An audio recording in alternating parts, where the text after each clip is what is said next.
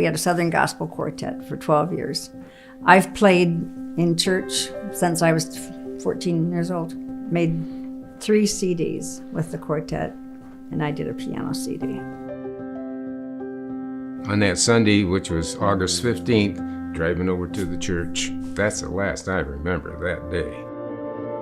I noticed that Garry wasn't looking quite right. And I look, and he's holding onto a stand, and he was having trouble with that stand. And I thought, what is he doing with that?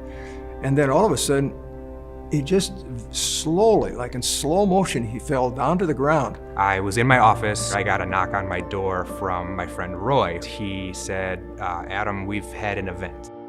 I just immediately said, we need somebody who can provide some medical help for Garry right now. And as I was saying the words, there were 2 ladies who were walking forward already.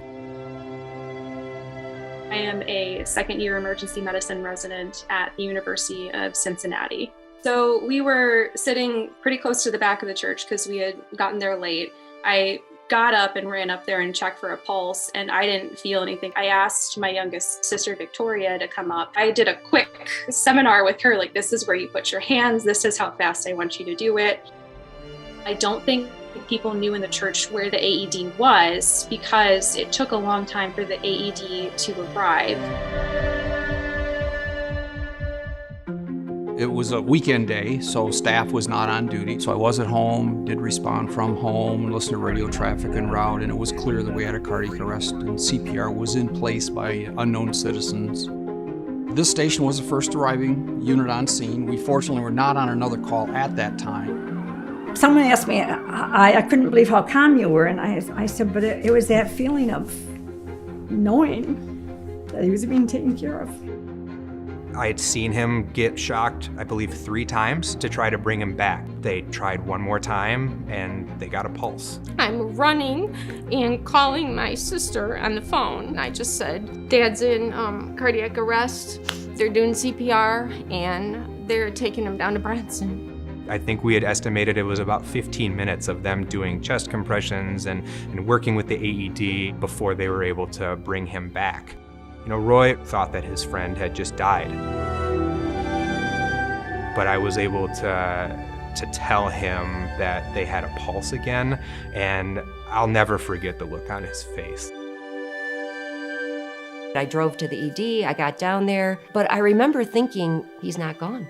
I don't feel like he's gone. The first initial part where I knew my dad was going to be okay was when he actually squeezed my mom's hand and squeezed my hand. That was an immediate relief for me knowing, okay, his brain's intact, he's going to be okay.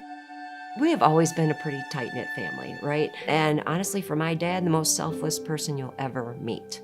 He never came first. He's one of my best friends. There were only 35 people in the congregation. What are the odds, if you want to go there, that there would be a doctor and a nurse and an EMT? I think it was kind of divine intervention that we were at church that day.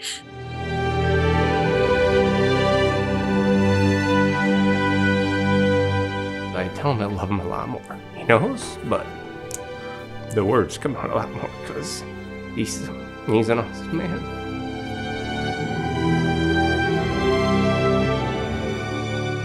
I can't thank them enough. All of them.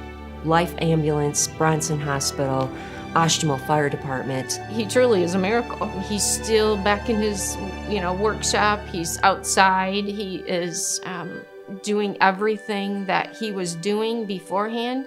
But honestly, now he's even better. I want to be able to emphasize the importance of the chain of survival for cardiac arrest patients. And that first step is, in fact, recognition, and we were fortunate to have that. Garry was in a public place, so people were around him. I think about the moment a lot. It's a memory Roy and I think, will always share of witnessing somebody return from death. I strongly encourage folks, churches specifically, please get an AED in your building. You have a lot of people come in there, and they're all cherished people, so let's have the ability to save their lives when the right time comes.